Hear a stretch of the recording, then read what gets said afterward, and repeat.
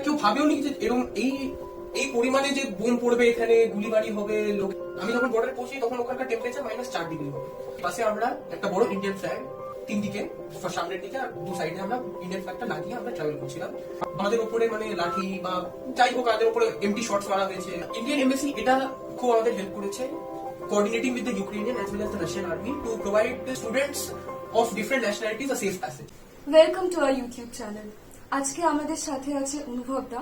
দাদা দুদিন আগে ইউক্রেন থেকে ফিরেছে এবং দাদার যে ইউক্রেন থেকে ভারতবর্ষে আসার প্রসেসটা, আমরা সবাই জানি যে ইউক্রেনে এখন যুদ্ধ চলছে আর ওখান থেকে অনেক স্টুডেন্টসদেরকে ইভ্যাকুয়েট করা হচ্ছে। তো দাদার থেকে আমরা দাদার অভিজ্ঞতা নিয়ে কিছু কথা শুনে নেব। আপনি নিজের সম্বন্ধে কিছু বলুন। আমার নাম অনুভব চান্ডেল, আমি বোগোভারেস ন্যাশনাল মেডিকেল ইউনিভার্সিটিতে পড়ি। আমি এখন তৃতীয় কোর্সে আছি। আমি 2019-এ নিট পাস হয়ে এখান থেকে বোগোভারেসের জন্য অ্যাপ্লাই করেছিলাম। আপাতত আমার তৃতীয় কোর্স শেষ হয়ে গেছে। এখন যেহেতু অবস্থাটা খারাপ চলছে ইউক্রেনে, তাই আমি ফেরত এসেছি কলকাতায় আমার বাড়িতে। ইউক্রেনে আপনি কতদিন আছেন এবং আপনার অভিজ্ঞতা কেমন ইউক্রেনে? আমি ইউক্রেন গেছিলাম সেপ্টেম্বর 2019-এ। এই আমার প্রায় 3.5 বছর হলো। ইউক্রেনে অভিজ্ঞতাটা বেশ ভালো ছিল। ওখানে আমরা হস্টেলে থাকতাম। হস্টেলে আমরা শুধু ইন্ডিয়ানই নয়, অন্য যে দেশের লোকগুলো আছে, নাইজেরিয়ান হয়ে গেল, ইজিপশিয়ান হয়ে গেল, ফ্রেঞ্চ হয়ে গেল, সব লোকদের সাথে আমাদের ওঠা বসা হতো। আমরা সবাই বন্ধু ছিলাম আর পড়াশোনাও ভালো চলছিল। যুদ্ধের আগের পরিস্থিতিটা ঠিক কেমন ছিল সেটা নিয়ে যদি একটু বলেন। যুদ্ধের আগে সবকিছু সামান্য চলছিল। আমরা নিজস্ব পড়াশোনা করছিলাম, ইউনিভার্সিটি যেতে হতো, আমাদের নিজস্ব যে পার্সোনাল অ্যাক্টিভিটিস গুলো আছে, খাওয়া দাওয়া, রান্না, জামা কাপড় ধোয়া, সব যে নর্মাল অ্যাক্টিভিটিস চলে সেগুলো চলছিল। আর দেখে বোঝাই যাচ্ছিল না যে যুদ্ধ হবে। এটা কেউ ভাবেও নি যে এরকম এই পরিমাণে যে বোম পড়বে, এখানে গুলিবাড়ি হবে, লোকের জান হত্যা হবে, মারা যাবে এতগুলো লোক, এটা কেউ ভাবেনি। আমরা কেউ একদমই তৈরি ছিলাম না যে এরকম একটা যুদ্ধ শুরু হয়ে যেতে পারে। খবরের কাগজে আমরা যখন প্রতিনিয়ত দেখছিলাম যে রাশিয়া ইউক্রেনের বর্ডারে ট্রুপস ডিপ্লয় করছে বা ইউএস যখন পুরো পৃথিবীকে সতর্ক করছে যে এরকম একটা ইনভেশন হতে পারে, তখন ঠিক ইউক্রেনের অবস্থা কেমন? ওখানকার সাধারণ মানুষজন, তাদের মধ্যে এটা নিয়ে কিরকম কথাবার্তা হতো? না, যতক্ষণ আমরা দেখছিলাম যে ফেব্রুয়ারি প্রথম থেকেই ইউএস পুরো পৃথিবীকে ওয়ার্নিং দিচ্ছিল যে কোনো একটা যুদ্ধ হতে পারে, কোনো একটা ইনভেশন হতে পারে, কিন্তু এটা ওখানকার স্থানীয় লোকদের উপরে কোনো এফেক্ট রাখেনি।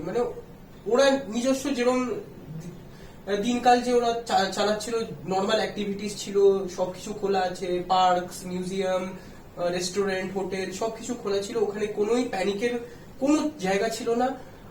আমরাও প্যানিক করিনি, কেন কি আমরা যখন দেখছি কি আশেপাশে কিছু কোনো প্যানিকের সিন নেই, তাহলে আমরা কেন করব প্যানিক? তাই আমরাও বসেছিলাম যে কিছু হবে না।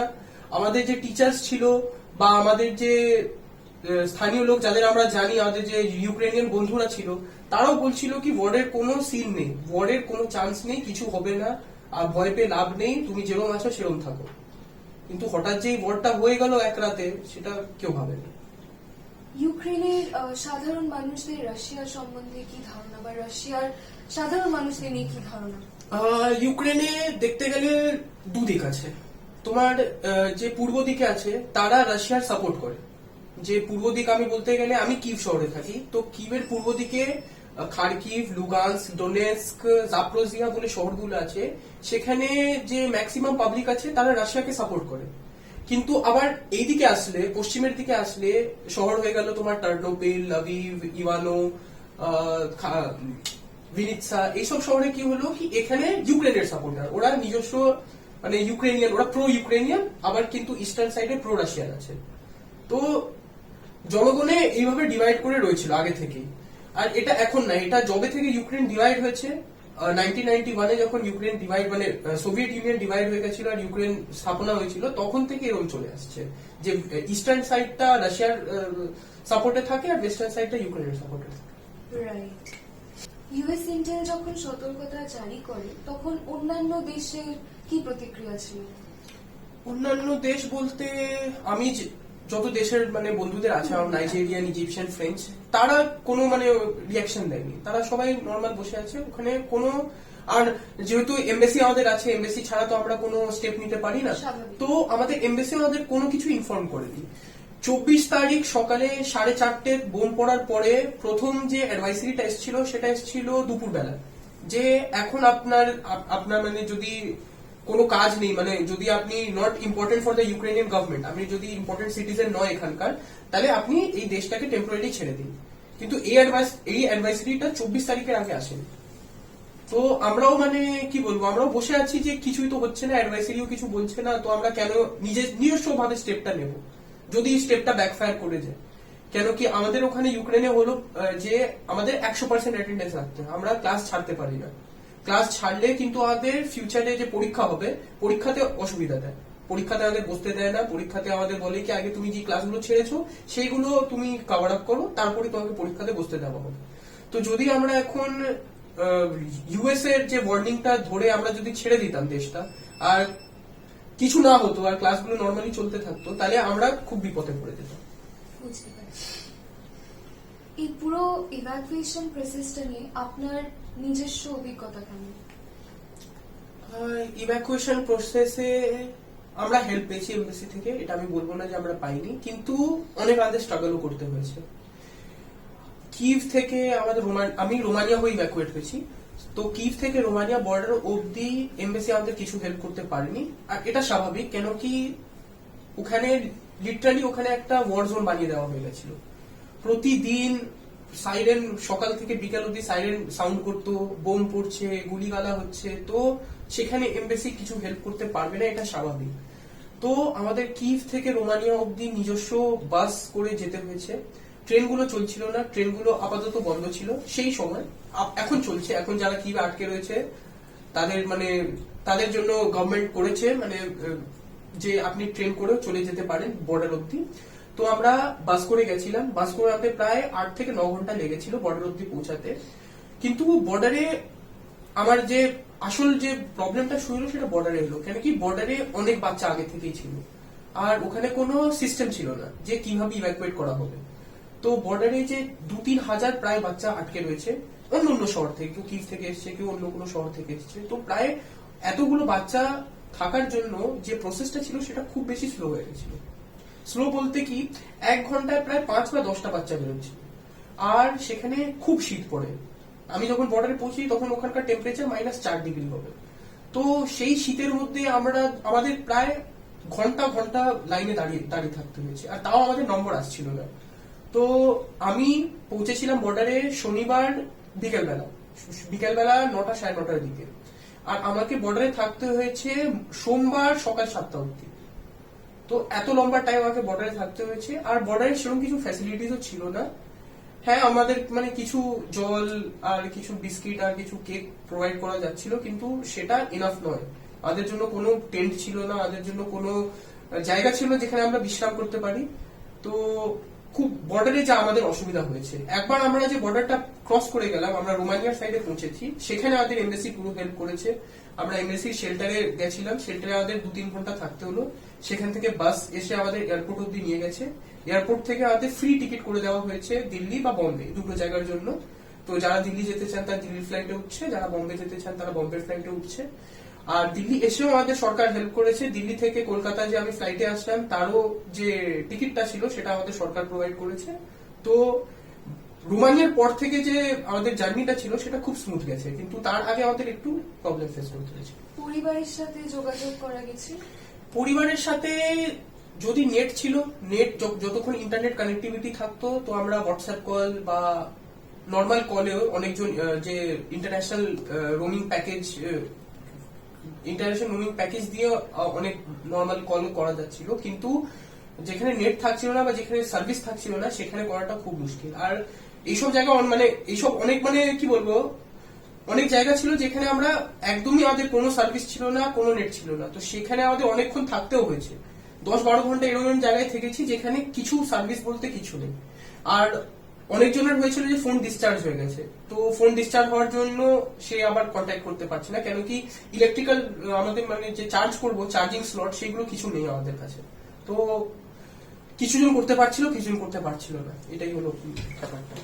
আপনার যারা বিদেশি সহপাঠীরা ছিল তাদের সরকার থেকে ঠিক কি পদক্ষেপ নেওয়া হয়?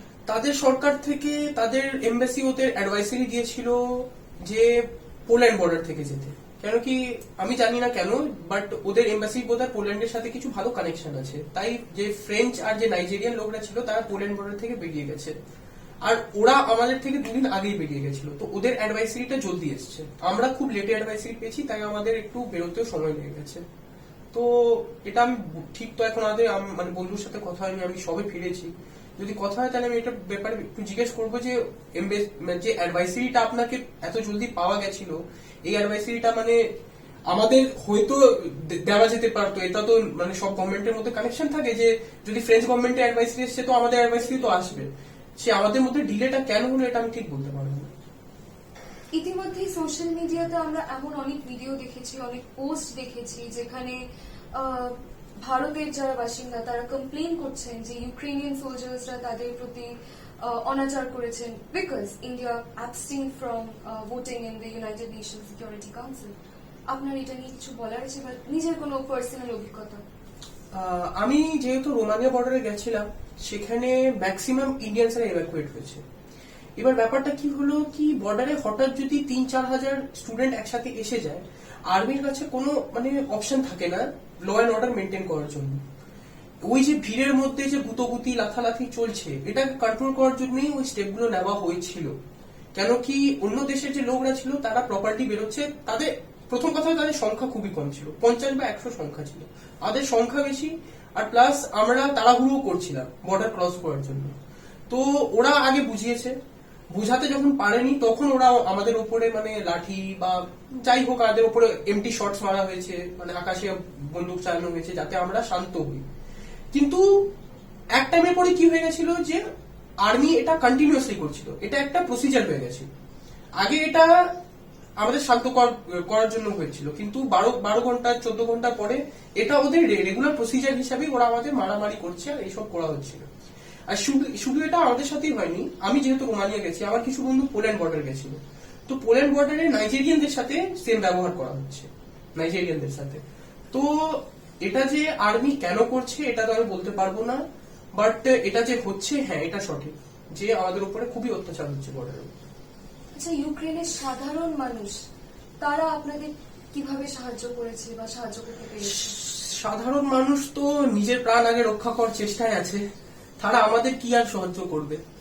তো সাধারণ মানুষ যত আমাদের ওখানে যে জল বা এসব যে ফল ইত্যাদি দেওয়া হচ্ছিল সেটা সাধারণ মানুষরাই করেছে, ওটা কোনো এমবাসির অফিস থেকে বা এসব কোথাও থেকে আসেনি। তো হ্যাঁ ওরা আমাদের যত সম্ভব চেষ্টা করেছে, but their hands are also time, so তারাও যে কতটা হেল্প করতে পারবে আমার লাগছে না, আরো ওদের ওদের পক্ষে যত সম্ভব ওরা করেছে। That's something to be grateful for. ইউক্রেনে আপনার যে বন্ধু বান্ধবীরা এখনো আটকে রয়েছে তাদের নিয়ে আপনার কি বক্তব্য? এবং আজকেই ইন্ডিয়ান মিডিয়া থেকে অনেক অনেক নিউজ পেপার্স এটা পাবলিশ হয়েছে যে maximum Indians have made it to India. What is your say on that? এই খবর তো আমি জানি না যে কত ইন্ডিয়ান্স বেরিয়েছে, আর ইন্ডিয়ান মিডিয়া যে কত ফিগার দেখিয়েছে এটা তো আমি জানি না, কিন্তু এখনো আমি আমার যে ইনফরমেশনটা আছে, আমাদের নিজস্ব স্টুডেন্ট কাউন্সিলের যে ইনফরমেশনটা আছে, যে ম্যাক্সিমাম ইন্ডিয়ান স্টুডেন্টস এখনো ওখানেই আটকে রয়েছে। আর ইন্ডিয়ান মিডিয়া যে কত ফিগার দিয়েছে এটা আমি ঠিক বলতে পারবো না আপনাকে, কিন্তু আমার কাছে যে প্রুফটা আছে, আমার কাছে যে এভিডেন্সটা আছে, আমরা প্রত্যেকটা ইউনিভার্সিটি থেকে যত স্টুডেন্ট আছে সবার একটা এক্সেল শিট জোগাড় করেছি, সে আমাদের ইউনিভার্সিটি হোক, সে টার্নোপিলিয়ান হোক, খার্কিভের হোক, প্রত্যেক ইউনিভার্সিটি থেকে আমরা একটা এক্সেল শিট জোগাড় করেছি যেটাতে all total number of students regardless Ukrainian, regardless Indian, regardless any other nationality, সব স্টুডেন্টসদেরই নাম ইনক্লুড করা হয়েছে। তো সেই লিস্টে এখনো ম্যাক্সিমাম বাচ্চারা পড়ে রয়েছে। আমরা যে কোঅর্ডিনেট করছি আমাদের যে স্টুডেন্ট কাউন্সিলের হেড আছে তার সাথে, এখনো ম্যাক্সিমাম বাচ্চারা সেই লিস্ট থেকে টিক আউট হয়নি। তো ইন্ডিয়ান মিডিয়া কি বলছে এটা আমি জানি না, কিন্তু maximum students are still stranded in Ukraine and they need immediate help. Okay. So since the onset of war, আমরা দেখেছি যে the Indian embassy has been constantly trying to get in touch with Russia as well as Ukraine. In fact আমরা এরকম অনেক চিত্র দেখেছি social মিডিয়াতে যে ভারতের ফ্ল্যাগকে ব্যবহার করে অনেক জায়গায় অনেক বেনিফিটস পাওয়া গেছে। তো এটা নিয়ে আপনার নিজস্ব কি অভিজ্ঞতা? ইন্ডিয়ান এমবাসি এটা খুব আমাদের হেল্প করেছে coordinating with the Ukrainian as well as the Russian army to provide people with the people of students, not only students of different nationalities a safe passage. তো আমরা আমাদের সেই যখন আমরা কিভ থেকে বর্ডার অব্দি যে আমাদের জার্নিটা ছিল সেখানে আমাদের সেরকম কোনো প্রবলেম ফেস করতে হয়নি। আমাদের অ্যাডভাইসারিতে চলে এসেছিল যে আপনি যে কোনো ভেহিকেলে বা নিজস্ব প্রাইভেট ট্রান্সপোর্ট করে যদি যান আপনাকে ইন্ডিয়ান ফ্ল্যাগ লাগিয়ে যেতে হবে আর আপনাকে কেউ কিছু প্রবলেম দেবে না, যে কোনো আর্মি হোক। তো আমরা সেই অ্যাডভাইসারিটা ফলো করে আমাদের যে বাস আমরা ভাড়া করেছিলাম সেই বাসে আমরা একটা বড় ইন্ডিয়ান ফ্ল্যাগ 3 দিকে, সামনের দিকে আর 2 সাইডে আমরা ইন্ডিয়ান ফ্ল্যাগটা লাগিয়ে আমরা ট্রাভেল করছিলাম। চেক পয়েন্টে অনেকগুলো চেক পয়েন্ট ছিল মাঝখানে যখন আমরা ট্রাভেল করছি, সেই চেক পয়েন্ট গুলোতে আমাদের কোনো অসুবিধা হয়নি, ওরা আমাদের ছেড়ে দিয়েছে। হ্যাঁ, যখন আমরা বর্ডারে একদম পাশে ছিলাম, নিস্তা বলে একটা নদী আছে, নদী ক্রস করার পরে সেটা আর ইউক্রেনিয়ান পুলিশ বা আর্মির আন্ডারে আসে না, সেটা বর্ডার কন্ট্রোল আন্ডারে চলে আসে। সেই নদী ক্রস করার পরে আমাদের সবার একবার পাসপোর্ট চেক হয়েছিল, যে ওরা কনফার্ম করছিল যে আমরা যে ইন্ডিয়ান আছি বা আমাদের মধ্যে কোনো ইলিগাল ইমিগ্রেন্টস বা কেউ তো বেরোচ্ছে না। এটা কনফার্ম করার জন্য that procedure took around half an hour. ওই একটা আমাদের ব্যাস যে ওয়েট করতে হয়েছে, না হলে আমরা একদম স্মুথ প্যাসেজে গেছিলাম। তো কালকে আমাদের প্রধানমন্ত্রী একটা টুইট করেন যে ভারতের যারা মেডিকোস তাদের ভারতবর্ষেই থেকে পড়াশোনা করা উচিত এবং তাদের বিদেশে না যাওয়াটাই ভালো। সেটা নিয়ে আপনি যদি কিছু বলেন। দেখো, আমি নিজস্ব হয়ে আর অন্য যত ভারতীয় ছাত্র হয়ে আমরা সবাই একটাই জিনিস চাই যে আমরা ইন্ডিয়াতেই পড়ি। কেউ বাইরে যেতে চায় না, কেউ নিজের ঘর ছেড়ে বাইরে যেতে চায় না। কিন্তু ব্যাপারটা হলো যখন পরীক্ষার মধ্যে ভালো নম্বর এনেও সিট পাওয়া যাচ্ছে না, তখন আমাদের কাছে উপায়টা কি হইল? আমরা তো আর নিজের স্বপ্ন ছেড়ে দেবো না ডক্টর হওয়ার। এটা তো আর কিছু করা যেতে পারে না যে আমরা ডক্টর ছেড়ে অন্য কোনো ফিল্ডে চলে যাই। নিটে যে কাট অফটা আসে সেটা এত বেশি আসার কারণটা হলো যে আমাদের কাছে প্রপার মেডিকেল কলেজেস নেই। যে নাম্বারটা আছে, প্রত্যেক বছর নিটে 15 থেকে 16 লাখ স্টুডেন্ট বসে, আর সেই হিসাবে শুধু 20,000 গভর্নমেন্ট সিট আছে। 20,000 গভর্নমেন্ট সিট, 16 লাখ স্টুডেন্ট, এই রেশিওটা ঠিক মানাচ্ছে না। আর যে বাকি সিটগুলো রইলো, বাকি 40,000 যে সিট আছে সেটা প্রাইভেট সিট। আর প্রাইভেট কলেজেস আর দে আর চার্জিং র্যানসামলি। তাদের কস্ট 80 লাখ, 1 কোটি, 1.5 কোটি, 2 কোটির কম নেই, যেটা অনেক মা বাবা অ্যাফোর্ড করতে পারবে না। তো আমাদের কাছে যে থার্ড অপশনটা রইলো সেটা হলো বাইরে যাওয়া। বাইরে আমরা এর জন্য যাই কেন কি ওখানে যে কোয়ালিটি অফ এডুকেশন সেটা খুব ভালো, আর যে কস্ট অফ এডুকেশন সেটা খুবই কম। আমার নিজস্ব ইউনিভার্সিটি আমি বলছি, আমার প্রত্যেক বছর যে ফিসটা লাগে সেটা হলো 3.5 লাখ টাকা ইন্ডিয়ান রুপিসে। তো এটা যদি আমি 6 বছরের জন্য কন্টিনিউ করি তো আমার টিউশন ফি হলো মাত্র 21 লাখ টাকা। আর তার সাথে আমার খাওয়া দাওয়া সবকিছু থাকা সব পার্সোনাল এক্সপেন্সেস নিয়েও 25 থেকে 30 লাখ, তার বেশি আমার লাগবে না। তো যদি আমি কম্পেয়ার করি প্রাইভেট সেক্টরের সাথে এটাকে, it is way cheaper. It is very good for us and it's very good financially for parents to they can help us in this মা বাবা আমাদের হেল্প করতে পারে যে আমরা নিজের ড্রিমটাকে ফুলফিল করি। এবার আমাদের পিএম বলছে যে বাইরে না গিয়ে ইন্ডিয়াতে পড়াটা উচিত, কিন্তু সেই হিসাবে তো কলেজের সংখ্যাটা আমাদের খুবই বাড়াতে হবে। মানে এখন আমাদের যে 550 না, এক্সাক্ট আমার নাম্বারটা মনে নেই, 526 বা 550, 550টা যে মেডিকেল কলেজ আছে দ্যাট ইজ নট ইনাফ। যদি আমাদের যে ইন্ডিয়ান স্টুডেন্টসদের, ইন্ডিয়ান মেডিকোসদের বাইরে যাওয়া থেকে আটকাতে হয় তাহলে এই নাম্বারটাকে আমাদের 4 গুণ বা 5 গুণ করতে হবে, আর এটা করতে গেলে টাইম লাগবে। তো যদি আমি পিএম থেকে আমি অনুরোধ করব যে যত শিগগিরই হোক আর যত ভালোভাবে হোক কলেজেস এস্টাবলিশ করা উচিত, মেডিকেল কলেজেস, যাতে কেউ বাইরে না আটকাতে পারে। মানে বাইরে এই যে ওয়ার সিচুয়েশনে আটকে রয়েছে এত বাচ্চারা, আর মানে ওদের যে প্রবলেম হচ্ছে, ওদের ফ্যামিলি যে প্রবলেম হচ্ছে, এই প্রবলেমটা যাতে না হোক। তো যদি কলেজেস খুলে যায় কে কে ইন্ডিয়া ছেড়ে যাবে? যদি কলেজেস থাকে কেউ ইন্ডিয়া ছেড়ে যাবে না। আমরা এতক্ষণ কথা বললাম অনুভব দাদার সাথে এবং দাদা নিজের অভিজ্ঞতা নিয়ে আমাদেরকে অনেক কিছু জানালেন এবং আমরা এটাও জানলাম যে ভারতের এখনো অনেক ছাত্রছাত্রীরা ইউক্রেনে আটকে রয়েছে। আমরা কামনা করছি যেন তারা সুস্থভাবে খুব তাড়াতাড়ি আমাদের দেশে ফিরে আসতে পারে এবং সরকারের কাছেও এটাই অনুরোধ যাতে ওনারা এটা নিয়ে আরো ব্যবস্থা নিতে পারে। তো আমরা এখন একদম ইন্টারভিউয়ের শেষের দিকে, তো আমি দাদাকে অনুরোধ করব যদি দাদার কিছু বলার থাকে আমাদের অডিয়েন্সকে। যারা এখন আমার বন্ধুরা যারা ভারতে ফিরে এসেছেন তাদের আমি কামনা চাই যে তারা ভালোভাবে থাকুক, তাদের শরীরটা তাদের ভালোভাবে থাকুক, তাদের কোনো অসুবিধা না হোক। আর যারা এখনো আটকে রয়েছে তাদেরকে আমি বলবো যে নিজস্ব চেষ্টা করতে যে ওরা যেহেতু যে কোনো ভাবে বর্ডার অব্দি পৌঁছে যেতে পারো, কেন কি বর্ডারের পরে তাদের ইভ্যাকুয়েশন প্রসেসটা খুবই ভালোভাবে হবে। বর্ডার অব্দি যা কষ্ট আছে ওদের। আর আমি সরকার থেকে আমি নিবেদন করব যে কিছু একটা স্টেপ নেওয়া যেতে পারে যাতে যারা আটকে রয়েছে তারা বর্ডার অব্দি সেফলি চলে আসতে পারুক।